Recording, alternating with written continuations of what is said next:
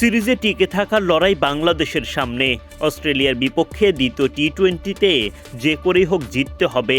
এই ম্যাচে আরও শক্তিশালী একাদশ নিয়ে মাঠে নামতে যাচ্ছে বাংলাদেশ। তাই তো সেরা একাদশে আসবে একাধিক পরিবর্তন। অধিনায়ক লিটন দাস কি ফিরতে পারবেন একাদশে?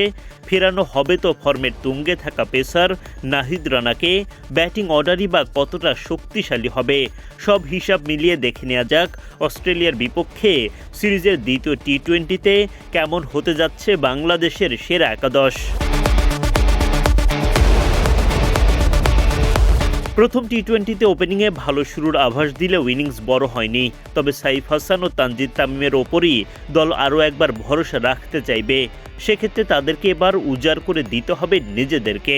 অধিনায়ক লিটন দাসের ফেরা না ফেরা নিয়ে এখনও দ্বিধা আছে। শেষ পর্যন্ত যদি অধিনায়ক ফিরতে পারেন তবে নাম্বার 3-এ ব্যাট করবেন তিনি। অন্যথায় সৌম্য সরকারের ওপরই আরও একবার আস্থা রাখবে দল। ভ্রমণ ক্লান্তি নিয়ে প্রথম ম্যাচে হাসেনি সৌম্য সরকারের ব্যাট। দ্বিতীয় ম্যাচে কি তিনি ঘুরে দাঁড়াতে পারবেন?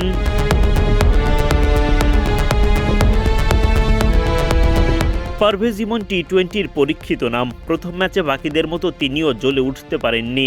সিরিজ বাঁচাতে যে এবার তার ব্যাটে রান লাগবেই।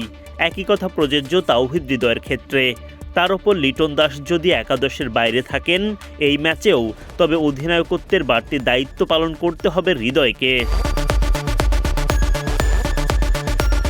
ঝড়ো ব্যাটিংয়ে দ্রুত রান তুলে দলকে এগিয়ে নেওয়ার দায়িত্ব থাকবে শামীম পাটোয়ারির ওপর।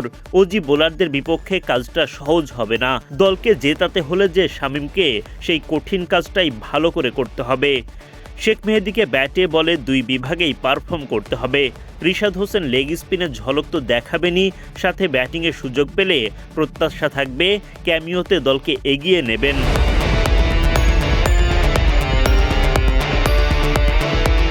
পেস ইউনিটে নেতৃত্ব দেবেন অভিজ্ঞ মুস্তাফিজুর রহমান। তার সাথে থাকবেন আরেক বাঁহাতি শরীফুল ইসলাম। বিপদে থাকা বাংলাদেশকে যে এবার নাহিদ রানাকে স্মরণ করতেই হচ্ছে।